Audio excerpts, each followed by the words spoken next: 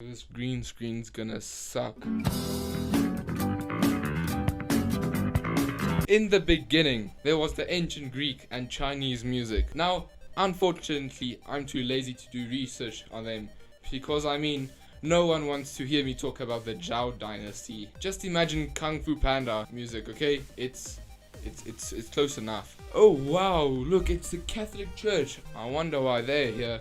Now we love God so much that we want to give him all of our money so that he can forgive our sins. And the church will definitely not exploit the money so that they can live in luxury, the rest of the world die of hunger. In fact, we love God so much that we got a bunch of men to sing a bunch of random and oddly relaxing notes in church. Let's call this the Gregorian chant because Pope Gregory and we want to make him feel special. Also, we have these guys going around and doing their own thing, playing for people in public, and they use things called instruments. Oh look, it's the Baroque period. It spanned from the late 16th century to the early 18th century. Baroque music started featuring ornamentation, which includes trills and other extra notes that makes the music interesting. Composers also often aimed to invoke a specific mood and emotion throughout a piece.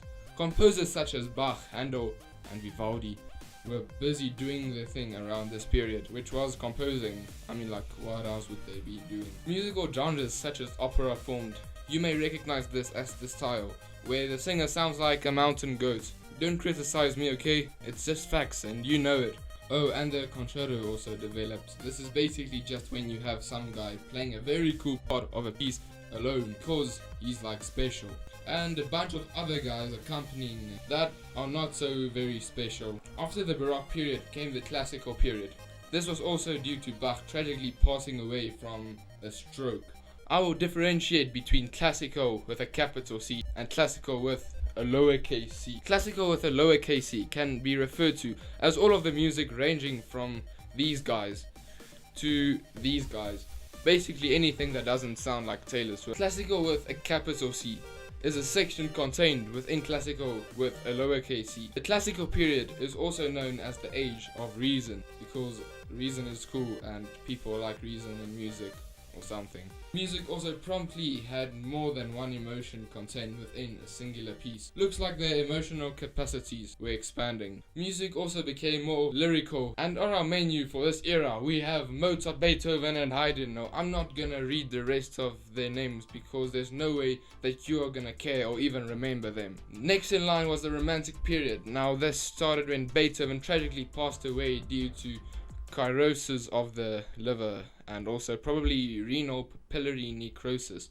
Now I don't have a clue what the hell that means, but it doesn't sound good, so I'm gonna leave it right there, okay? Beethoven played a major role in bridging the gap between the classical and the Romantic era with works that exhibited heightened emotional intensity. Now that sounded cool, right? So I guess his emotional capacity kept on expanding, which makes sense as he had a tremendously depressing life. This guy couldn't have been more unlucky in literally every aspect of life. Let's see what Beethoven had on his plate. Chronic diarrhea, going deaf, abusive father, couldn't marry any one of his girlfriends because they were too rich for him. And also he was broke because he had to take care of his younger brother.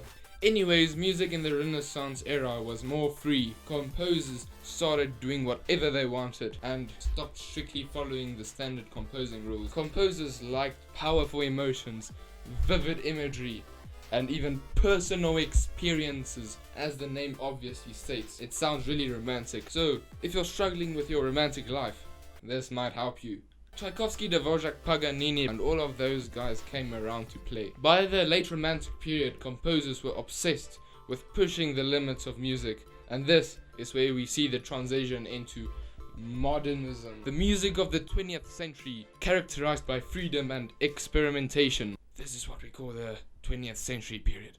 Characteristics like dissonance and interesting rhythms emerged, and jazz also was pretty cool around this time. You probably think that a lot of atonal 20th century music sounds terrible, and so do I, but there still are some crazy people out there that like it. Up next was a lot of new styles like rock in the 70s, 80s and 90s, but who cares about those, right? Except for ABBA, and bands like Guns N' Roses were pretty cool, I guess. Then pop came along, and now we have fun stuff like foam score and funk, which is pretty interesting. Anyways, that's about it.